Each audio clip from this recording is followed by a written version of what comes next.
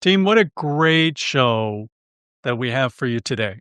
We've all heard, the platitudes that people make decisions emotionally and then they back it up with facts. That's how people make decisions. Today, we're talking with a global communication expert that has all the research associated with that concept. And it's Dr. Nick Morgan. And he's the founder of Public Words, Inc. He's one of America's top communications and speech coaches. And he's a former fellow at Harvard Kennedy School of Government, where he's affiliated with the school's Center for Public Leadership. The book we're discussing today with Nick is Power Cues, the subtle science of leading groups, persuading others, and maximizing your personal impact. I also loved his book, Can You Hear Me? How to Connect with People in a Virtual World. We don't get to that today in today's podcast because the concept from today is so incredibly powerful for anybody interacting with other human beings. The concept's most of our communication's unconscious. Our conscious brains can handle something like 40 bits of information a second, but our unconscious minds handle 11 million bits of information per second. So there's this two conversations taking place in any form of communication, the conscious one, the unconscious one. So we talk about these power cues that help with the unconscious conversation. And Nick breaks it down in the book to a variety of different chapters, but he talks about these 7 power cues: self-awareness, nonverbal communications, reading others' unconscious signals, mastering your own voice, communicating as a leader, using your intuition effectively, and then synchronizing minds, kind of putting all of it together. Team, this is a great conversation. We talk about all of this leads to what we do every day as professional salespeople. We talk about why it's so difficult, to actually build trust and connection in a short period of time with someone. We talk about real practical kind of exercises to prepare for that next live conversation or that big meeting. I had this one kind of highlighted as a really kind of interesting podcast a long time ago when I read Nick's book. I'm so glad with the way things turned out for this. I hope you are too. And by the way, just a pleasant reminder, team, if you like today's podcast, tell your friends, and then please like and subscribe to the Selling Well podcast. Here's Dr. Nick Morgan. Hey, Nick, welcome to the Selling Well podcast. It's so great to meet you. Mark, it's a great pleasure to be here. Happy to take some time with you to talk about, I presume, communications, one of my favorite subjects. Yeah, and we think it has something to do with B2B selling, but Nick was absolutely riveted, and couldn't wait to get you on the podcast because somehow you hadn't been on my radar. And I first read Can You Hear Me? How to Connect with People in a Virtual World.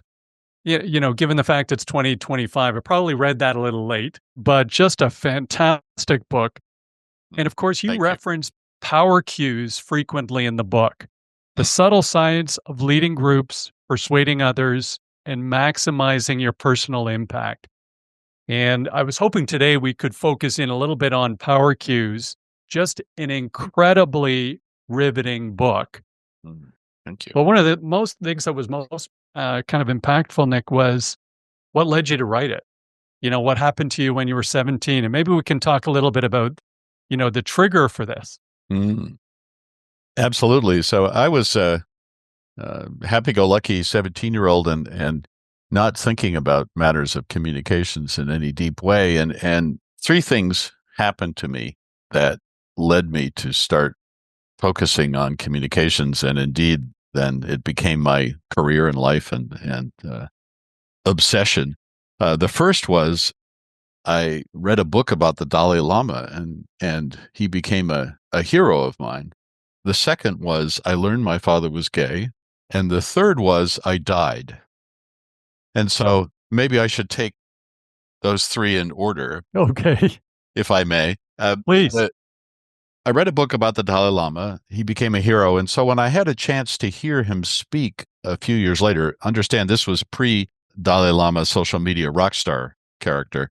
He was He was just a relatively unknown Buddhist thinker, but he had come to the University of Virginia, where I was a graduate student, because he was interested in comparing Buddhism and Western medicine.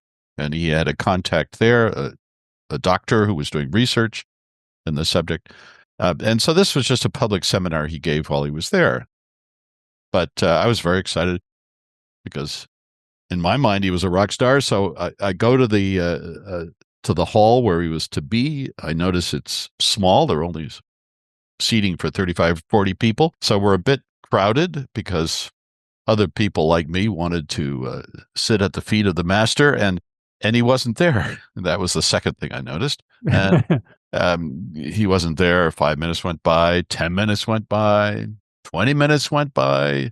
At this point, we're muttering amongst ourselves and wondering, how long do you wait for a man who's on his 14th reincarnation? It wasn't it wasn't clear. Finally, 45 minutes goes by, and he shows up, and he comes running in all apologetic and out of breath, and says, sorry to keep you waiting. I better say something really amazing. But he sits down and just looks at us, and he doesn't say anything for 1 minute of stage time, 2 minutes of stage time. And anybody who's presented knows how long that is. Forever. Just, Forever. Just can you imagine just sitting there looking at the audience? 4 minutes of stage time, because at that point I was timing it. So I was curious to see how long it would go. And finally he started talking. But what had happened in those 4 minutes to me was life-changing. I had the feeling that he had looked at me and somehow he had connected with me in a way that felt very deep, and it felt like it had changed me. And when I talked to people afterwards in the audience, they said the same thing. No, he looked at me and changed me. And we had this absurd non-Buddhist argument about which one of us he'd actually looked at. So the point was, he had some ability to connect with people that seemed very profound, and I didn't understand it, and I wanted to know more. How did that work? It was clearly nonverbal, a nonverbal communication. What was so powerful about that? Could I do the same thing? It felt very profound. So back to age 17, I have to give my dad a present for Christmas, and I gave him a book that I knew he hadn't read because it had just been published. That was my concern, because he was a bookish man and well-read, and I wanted to get him something that he couldn't possibly have read. So in this case, it was a book by E.M. Forster that had just been published because it had been embargoed for 50 years after his death. And I only knew E.M. Forster from high school reading A Passage to India, which was required reading in those days. I don't know if they still read it, but so I knew book, and I had a vague idea that it was his autobiographical novel, and it had been embargoed because it was about homosexuality in an era when that was illegal in England still. So this was sort of in the back of my mind, but it wasn't the primary thought. So I wrapped up the book, put it under the tree, and then when Dad opened it on Christmas Day, he gave me a funny look, just for a split second. And in that funny look, a wheel turned in my head, and I said, oh, my dad is gay. I just knew it. Nonverbal communication back and forth. Somehow you knew this. Yes. And he didn't come out to the world for 10 years after that. When he finally came out, he called me up and said, there's something important I want to say to you. He actually announced this to the world, to me first. So I went up to see him, and we were walking and talking, and he was hemming and hawing and saying, this is really hard to say. And I finally said, Dad, I know you're gay. Get over it. It's not a big deal. All right. Wow. Well, he said, how did you know? And I said, suddenly aware how odd it sounded, I said, well, that look you gave me 10 years ago on Christmas Day. And he had no memory of it. And so the thought process I had was, good heavens, what is the power of nonverbal communications? What are we exchanging, we humans, that's so profound that my dad could let slip to me a secret he had kept all his life, because it was a very complicated thing in those days. And and yet not even be aware that he had done it. Right. So that was the second piece of nonverbal information that I needed to know more about. And then the final one and this is the public service message in our podcast today, which is I was tobogganing with friends again at age 17. Don't toboggan if it's important to be able to steer, because toboggans are very clumsy things. You can only steer by leaning. You might have a rope you can pull on. Right. Very hard to steer. In this case, we didn't make it around a necessary turn. I crashed into a tree. I fractured my skull, and I was in a coma for a week. And I'm very fortunate. Yeah, I'm very fortunate to be here because of some great neurosurgeons. Thank you. When I awoke, I had died briefly during that 5-day, week-long period, just for a couple of minutes. And I'd been brought back to life with the paddles, just like in the movies. And they give you a test when you wake up, a quick sort of, do you have what's called threefold awareness? Like, do you know the year that you are in? Do you know where you are? And do you know who's president? That's usually the question they ask you. And it's just to see if you sort of still got basic orientation to the world around you. And I did. I passed that test. But it became clear with the days following as I recovered that something else had happened that was far more profound, for which there was no test. And I couldn't articulate it.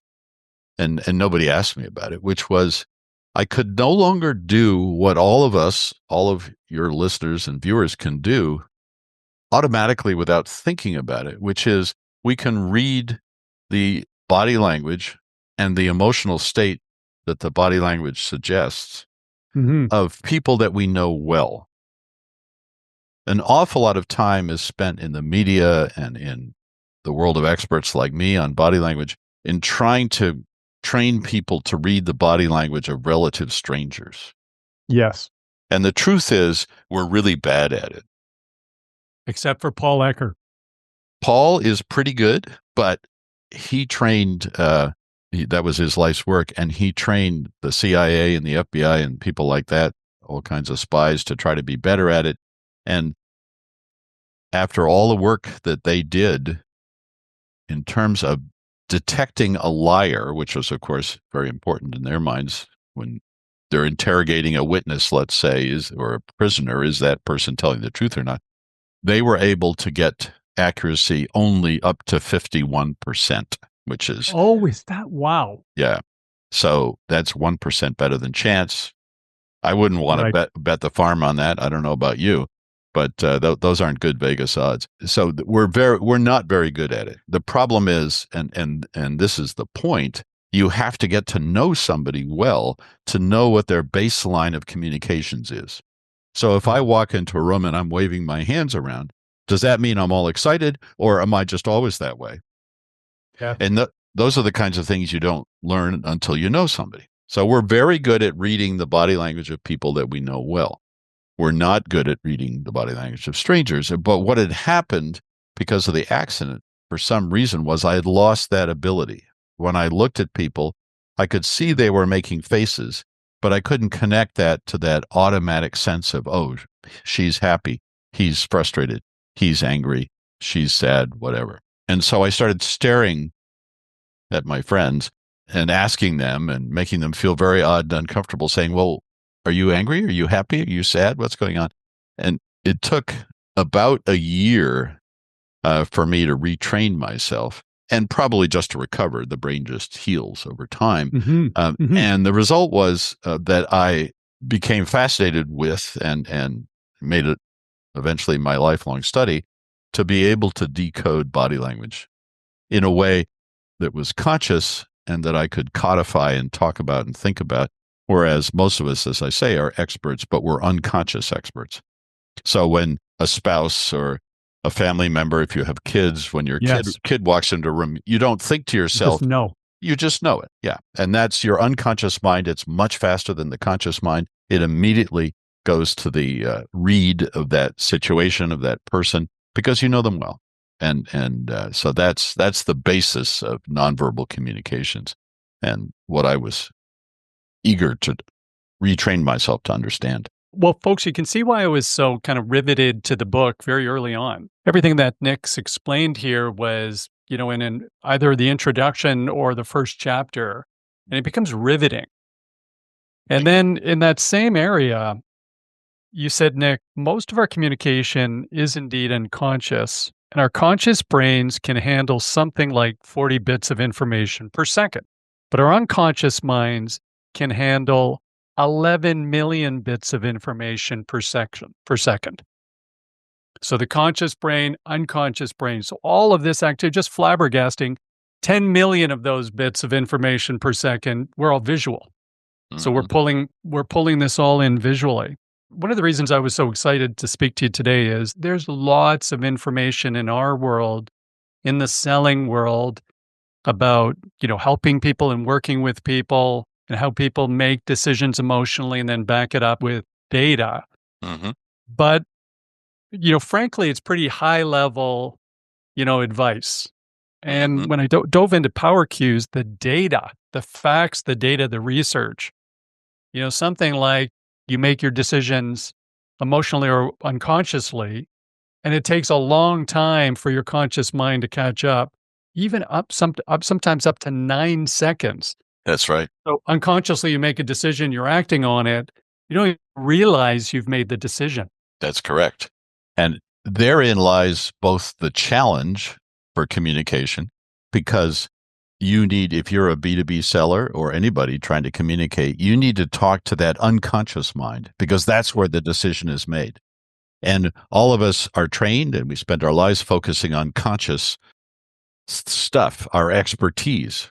I want to tell you about my my IT system that I think you should purchase, or my materials, my the things that I think you should buy. And I'll give you conscious reasons why you should do that. But if I haven't connected with your unconscious mind, I haven't created trust, and I haven't made an emotional connection, then the decision is over. It's done. It's made before I ever get to all that lovely conscious data I have to talk to you about. So that's the reason why this is important to study, and why it matters in these situations. And the heart of the book is, these 7 things we can think about to actually help with that. But one of the things, just looking at your background there, that kind of jumps out at me. You talked about how the Dalai Lama had made this amazing connection with you and 35 or 40 other people in a room, and each of you felt like somehow he was speaking to you personally and directly. I can't help but notice you've got some very cool Beatles paraphernalia behind you, and you start to think of what happened with those 4 people, where somehow they were making just an insane emotional connection, really, with the entire world. Mm-hmm. Now, first of all, you must be a fan, I guess. Yes, of course. But have you ever connected those, or thought about that? How did they turn the whole world upside down and actually really create the whole world, a love affair with the whole world through music, through also badly recorded music? Right. Compared to what we know today. Yeah. It's a single monaural sound. It's a strange concept to us today. We're used to multi-tracking and everything else. The Beatles had, let's call it, an unfair advantage, which is that music goes directly to those emotional centers. Mm-hmm. So in a sense, it's a way of connecting with people that bypasses the intellectual aspects of human connection and goes right to emotion, because music hits what we call the back part, or the lizard part, informally, but the part of our brain that isn't the prefrontal cortex, where executive conscious decisions are made. Mm-hmm. And so they connected with those teenagers, and I was one, instantly and unconsciously. We couldn't help ourselves, as it were. And there was something about the energy of the music, and and you can get quite technical about certain kinds of music and why it connects. And I'll just give you one very little, for instance. A rising melody is something that connects with us positively and gives us a good feeling, just makes us happy. Okay. Mm-hmm. And one of the Beatles' earliest hits was a song called, those of you old enough to remember, you'll recognize it, "I Want to Hold Your Hand." Of and course. and the innovative thing about that was that when Paul McCartney sang that line, he's saying, "I want to hold your hand," and the hand note was an octave higher. It was an octave jump, and Okay. that was very unusual in pop music in those days. Still is. It's quite a leap to make just vocally. So usually singers don't give themselves something that difficult, but that huge leap. So imagine a tune that goes up note by note, step by step. If it jumps an octave, that's 8 steps, as it were, 8 notes, Hmm. and so it hits you with a powerful force of positive energy. It makes you feel good like that. So there were a number of technical reasons why their music was so uplifting and fun and exciting and connected with us so well. But overall, it's just they brought an energy and excitement and all sorts of youthful emotional connections with their fan base. So every generation connects with the Beatles. That's Right. the unbelievable thing about it. And when we were growing up, we had one of those very, very large piece of furniture stereo systems, that Mm. took up half the wall. And we only had 3 albums. And 2 of them were Beatles albums. And so from the time we were a musical family with piano and all the rest of it. I'm a musician today still. Mm. But it's amazing to me. We were down in Vegas seeing Love a few years back, Mm-hmm. and when that music came up again, I started tearing up, and I Yeah. had no idea why. I was Yeah. happy, all of those kinds of good things, but the emotion just overtook me. And, something like Eleanor Rigby, Mm. it isn't on that happy side. Suddenly it's targeting your heartstrings for some amazing reason. So just absolutely fabulous. Yeah. So by the way, I don't without going down a tangent, you start to think of the other almost Beatlemania was the Bee Gees in the height of the disco era. And at their peak or their height, they actually sang falsetto, Mm-hmm. which is an octave plus, high. It's at the highest range. And that Exactly. certainly had a connection with a good part of the universe at that point in time. That became enormously successful for a period of time, that type of singing. Yeah. There's a useful lesson in there for your B2B communicators, by the way, Please. which is that broadly speaking, without getting into too much detail here, broadly speaking, we talk at a conversational pitch, but I am speaking certain notes that we could find on the piano just as you are. If I held, if I, Yes. then we could go find that on the piano. And so our speaking is, could be noted just like music could. Yes. Very broadly speaking, as you go up, you signal certain things to your audience. As you go down, you signal certain other things. And I mentioned that going up in music is positive. It also it has a double-edged aspect to it, which is as we indicate excitement and energy, our voices go up in pitch, and this is speaking as well as singing. Mhm. It also indicates stress, tension, and anxiety. So it's both. Ah, And so what happens is if you're tense, let's say you're going into an important meeting and this is the big pitch and this is where the client is going to say yes or no. You're stressed out. You get that fight or flight, that adrenaline response. One of the yes. things that does, in addition to making your heart beat fast and your palms clammy and all the other things that you symptoms that is that it tightens up your vocal cords. Yes. That pushes your voice up. And one of the extraordinary things about people is we are very good at hearing tension in other people's voices, Hmm. even if we don't know them. So this is one of the exceptions to what we were talking about earlier, that you have to know people well to read their emotional state. We recognize tension in voices. And so if you walk into that room and you normally talk like this when you're relaxed, but walking into the room because there's so much at stake, you've got the adrenaline flowing, you start talking like this. Your pitch goes up just a little bit. So even though you Yes. don't know me, you're starting to hear the tension in that voice. And that's going to make you uneasy. And you're going to think, what's wrong with this guy? He's nervous. And the way you read nervousness is you think, he doesn't know what he's talking about. Yes.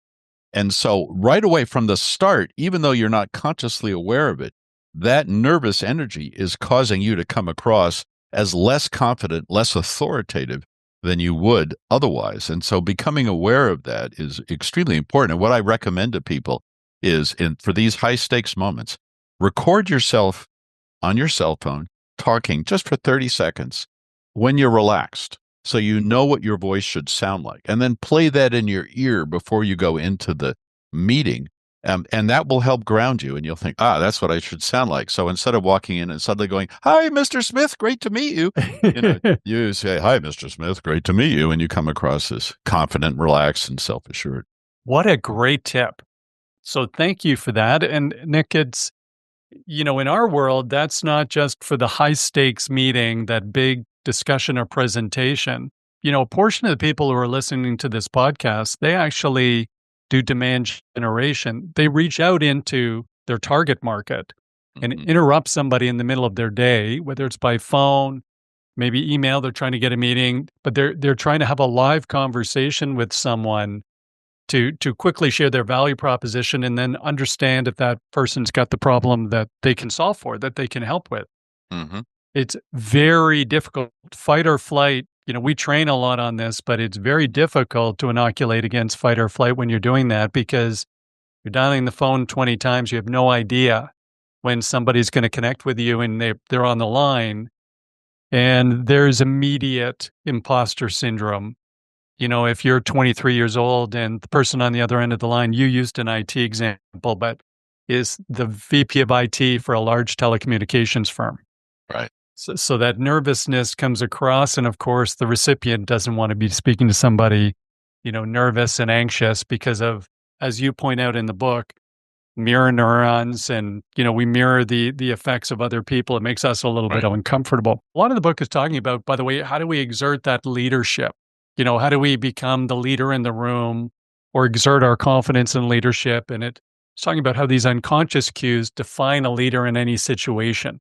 Mm-hmm. And these cues, team, just so we're not going to have time to go through all of them today, but the cues, when you read the book, chapter 1, knowing your own power cues, taking charge of your nonverbal communication, reading the unconscious signals of others, mastering your own voice. We talked a little bit about that, about pitch and tone. Right. That's beautifully laid out in the book. Also, breathing was so important. Singers and musicians, we'll talk a little bit about that. Communicating as a leader, then using your intuition effectively, and then synchronizing minds. And maybe, Nick, I know your time's so valuable, but just given the time here today, maybe we talk about a couple of these. Absolutely. As helpful tips, for people walking away from this today. The first one, kind of self-awareness, mastering your own sort of taking an inward look. You used a very good example there. Record your voice when you're feeling great. Listen to it again. It kind of puts you in the frame of mind. What are some other tips on the self-awareness, starting with ourself? Because a lot of people are very uncomfortable with these things that we're talking about, things like public speaking or big presentations. Mm-hmm. What do we do internally to help ourselves with that first? You want to think about a couple of things. The first and foremost really is, how do I show up when I first walk into the room? That first meeting, that first impression is so key.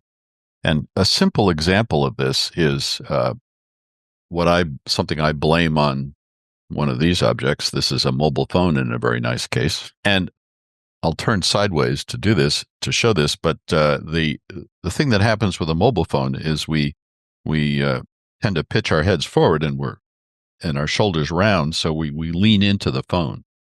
We spend a lot of time like this. I was at the airport the other day. There were 80 people waiting at our gate for the flight, and 79 of them, and I looked around, all had their heads down like this. Yeah, it's just unbelievable, isn't it? The 80th was me, and I looked around and I thought, how sad. And then I was soon in the phone like everybody else. So the number became 80. Why is that a problem? It's because if I walk into a room like this, and I've tested this with audiences many times and done a research project on it that substantiated this, people think all kinds of thoughts, but they're all negative. So they say, you feel bad, you lack confidence, you're disengaged, you feel subordinate, not powerful. There are all kinds of feelings associated in ways that people read this posture, but none of them is ever positive. And so the first thing I say to people is go back to the wall. I'm going to stand in front of the Beatles here, find a wall somewhere in the men's room or the ladies' room, and put your heels against the wall, your butt against the wall, shoulders against the wall, head against the wall. So you're standing up straight. And you will convey a very different impression to that Hmm. very important person or team that you're meeting. And you will find it strange. That's what everybody reports. They say, I feel weirdly upright. Don't I look strange? And I'll say, no. For the first time, you look confident. For the first time, you're taking up your full height. And that's the important thing. We humans are incredibly good at unconsciously reading the difference between this and this, even though I've only Mm. shrunk a quarter of an inch or something like that. And we read somebody who takes up their full space as somebody who has power, agency, not in an arrogant way, but just in the way they're entitled to. Whereas somebody who's shrunk like this, we say, oh, that person is not fully present. Again, they lack confidence, they're unhappy, they're subordinate, on and on and on. So that first impression in person is extraordinarily important in that sense. So that's I'd say where it starts. Well, it's such a great tip. And some of us who are athletes, we're natural slouchers because of some of the sports we spent 20 years playing. Mm, And, I was a goalie in hockey, and it was right, always about rolling over. It wasn't like today. It was right. always bent over. Yeah. Every time I get fitness training today, they're always saying, "Hey, we got to start by pulling everything back instead of this rolling over and crafting." Let's look to, the second one, the nonverbal communications, and of course, there's these thousands and thousands of nonverbal communications when we're interacting with someone else. Mm, I guess there's 2 questions there, Nick. So, oftentimes we love to pick up on a couple of tips when I'm looking at someone else, when I'm working with someone else. hmm Then the second thing is about this misinterpretation of somebody else. So, hmm there are people in the world, I think, that have a natural smile on their face. I'm married to one of those, thank mm, goodness. But I'm not. I'm actually extremely pleasant, positive, optimistic. But the natural state of my face when I'm relaxing is almost a frown. hmm Yet I'm funny and I'm engaged and I'm positive all the time. But people could if I'm not speaking, people misinterpret it, or if I'm in a room, they'll think I might be cross. So I actually have to consciously kind of put a little smile on my face, even though it's not a natural thing for me. But what are some tips so consciously we don't go down the wrong path? And when we're kind of trying to assess what's going on with others, all about this, trying to make sure we make a good impression. But what are some tips we should consider? The way I think about it is the first thing that has to happen between people is that we have to be open to each other. If we're closed off in terms of our body language, then communication isn't even going to start. Right? So you need to think about what are the cues I can send out that I'm open. And because Yeah. you alluded to the idea of mirror neurons, what happens is if I go in and I'm open and friendly and clearly want to connect, that raises the likelihood, at least, that the other person will experience the same feelings and emotions at an unconscious level pretty quickly on their end. And so Mm. and so that's the first step is to make sure your expressions, your body language are open. And you mentioned an important one, which is not having, what we call an RBF. I won't spell Right. that one out because it's a That's right. slightly rude phrase, but having a smile on your face, having a positive affect. There are 4 aspects to that. So you want to think about raising your eyebrows from time to time because that Nice. that looks like you're asking the other person, how do you feel? What do you think? It brings the other person in. Hmm. You want to make sure your eyes aren't narrowed, but rather are open because when our eyes are slightly wider, you don't want to overdo it, but slightly wider, that shows interest in the other person, shows you Mm. like the other person. And then there's nodding and smiling. So those 4 facial gestures, you don't need to do them all at once, but those 4 facial gestures are ways of signaling positive openness and connection. And so that what you want to do is test yourself, ask your trusted colleague, what's my resting face like, to your point? And if it's an RBF face, then you want to consciously work on making it more positive with any of those four things. And then in terms of your body language, very, very quickly, when we think about where our hands are on a horizontal axis, so I'm going to step back a little bit so you can see this.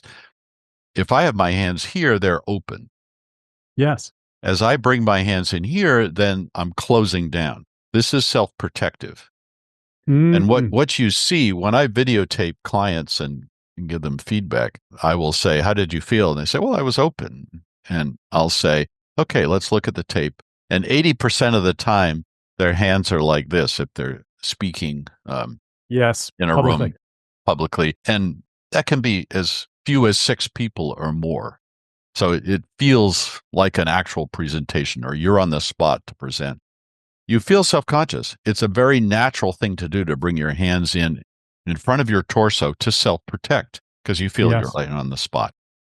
But the signal this sends to the audience of 6 or 600 is, I am not open to you. Mm. And so it's harder right from the start to connect. And so I train people to unconsciously get this habit down, which means you have to practice it in low stakes situations over and over again in order for it to become natural. Because when you walk into that high stakes situation, your your unconscious mind is going to be saying danger, danger, danger, and whoop, the hands are going to come back here to self protect. It's hard to override, so you need to practice it in low stakes situation. As I say, when you're at home talking to loved ones, talking to your family, with friends that you're comfortable with, force yourself, practice doing this, keeping the hands open. First of all, you'll be surprised at the difference it makes if you're somebody who does a lot of self protection.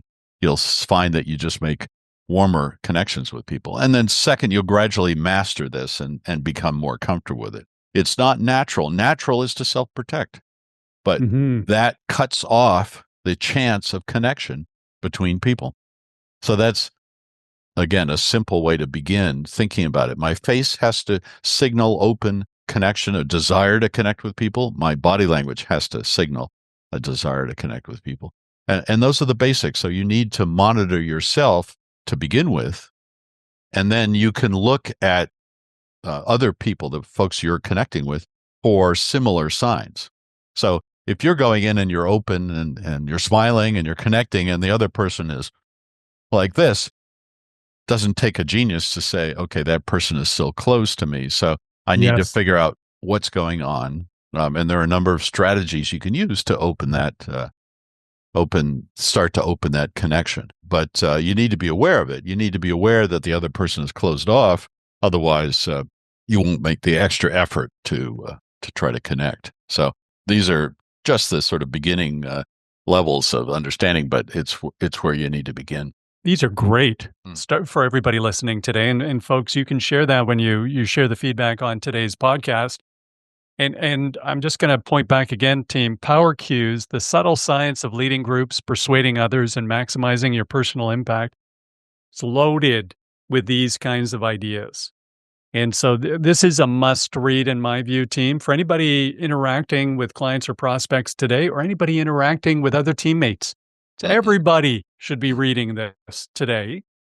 But one last question for Yeah. Nick, and then we'll wrap things up here. But so Nick, I had a fun opportunity to do some improv training. We have a comedy group up here called Second City. Excellent. Yeah. We just love it. And my niece and I did some improv training, just a drop-in class the other day, which was magnificent, frankly. And one of the things they talked about in improv was this internal voice you're fighting all the time, where you're trying to be perfect. As soon as, you're in an improv, you're doing something, what you do is say something and your voice immediately defaults to, that was the worst response anyone would have ever come up with. And in Yes. doing so, it shuts your brain down from coming up with the next one. Yeah. And so what they really coach on is they started this mindset hack of saying, hey, listen, you've got to actually, people who are good at improv, train their minds where whatever they are, where they are, whatever they've said is now the reality. Mm. And so to view it as an excellent kind of contribution so that they can be prepared to build on the next one when they receive back from the partner. It's an interesting thing. And the exercise just prove it's so true. No matter what you say, you just don't think it's very good. You spoke a little bit in the book about that internal voice and how we help kind of manage that, and that how that confidence either comes across or doesn't. Not to put you on the spot, but any quick tips for some of the listeners there? Because I think this imposter syndrome is something that's pretty prevalent in B2B sales today. Yeah, absolutely. The issue is where that comes from is from an unconscious dialogue that started somewhere in your past. And you can go to psychotherapy for years and find out where the original wound, the childhood trauma happened. Right. Or you can just deal with it as it is now and say, this is not helping me right now. And so I'm going to replace that unconscious thought pattern with a positive one. And so I recommend to people giving themselves positive mantras. And so nice. I was an actor for 10 years before I got real paid work. And, one of my great fears as an actor, as many actors share, is, especially stage actors, is you're going to forget your lines. We call it going dry. So your great fear is you're going to go dry. Well, if you replace that fear with a positive mantra that you chant over and over to yourself internally, then gradually what you do is you reach down into that unconscious mind, you heal that, whatever that trauma was or fear was, and replace it with this positive thing. So, so my mantra, and it's good to keep them simple. My mantra was, I know my lines, I got this. And I would just say that over and over again to myself. And gradually over time, that replaced wherever that other fear came from. And as I say, you have the choice. Right. You can either do that positive work, or you can go to years of psychotherapy and hope that untangles your psyche. I recommend both, but if you want to get there quickly, start using the mantras on yourself. The other way you can do it is by doing something that actors call sense memory training, which is before you go into that meeting, the high stakes meeting, sit down for a couple of minutes and remember a time, and it has to be a very powerful time, when you were happy, confident, things were going great. It was rocking for you, okay? And get yourself into that state of mind through that memory as powerfully as possible. Think about what it looked like, sounded like, tasted like, smelled like, felt like. I'll use all the five senses to put yourself in that state. And when I was acting, I also did the opposite. I had a tragic scene to play in one of my first professional stage plays. It was a revival of something called the Heidi Chronicles. I was, my character was about to die. So, and I knew this, I was dying of AIDS. And so I had to have this very sad scene. And what I used was a memory of when a pet died. And right. So I would put myself in, I remembered that day very powerfully. It was a very sad moment for me. And so I would put myself back into that moment, what it was like holding the dog, in this case, in my arms as he died, and so on and so forth. And then I would walk out on stage full of all that sadness. And you can do the same thing, only you want to create typically a positive, I got this moment. That's one that's full of connection and positive feelings. That with practice, let me stress it.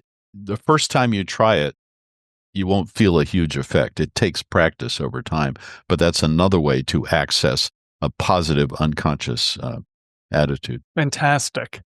And by the way, the theme of practice, no surgeon, ever picked up a scalpel and then started operating on a patient.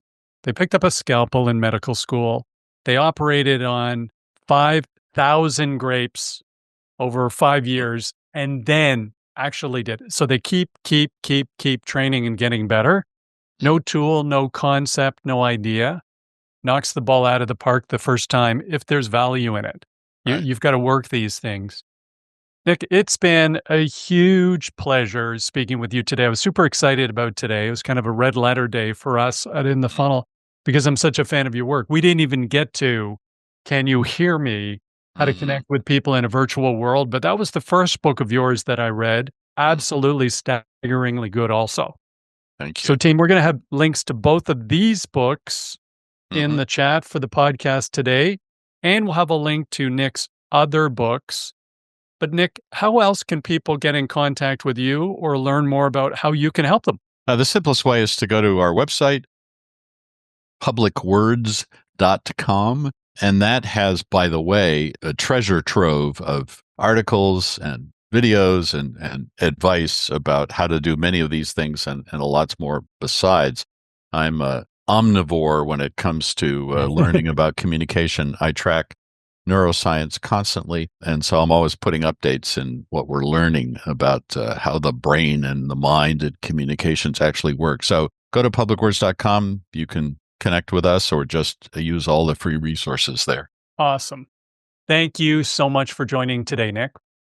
It's a great pleasure, Mark. Thank you for having me on your show. And team, thank you for joining the Selling Well podcast. As everybody knows, we run this podcast to improve the performance and professionalism of B2B sales because we actually believe in doing so, we're improving the lives of anybody in professional sales. So thanks for listening. And if you enjoyed today's podcast, please like and subscribe to the Selling Well podcast and tell your friends, because that's how we actually get fantastic guests like Nick. That matters to us. By the way, we're also growth oriented. So if there's ways that we can make this podcast more valuable to you, please let us know. You can reach me at markcox@inthefunnel.com. That's actually my personal email. And we love constructive criticism. And in fact, the things we do today came from many of the people who listen, who gave us some great ideas. So I'll respond to every tip or advice that gets sent in. And thanks for sending them. Keep them coming. And we'll see you next time on the Selling Well podcast.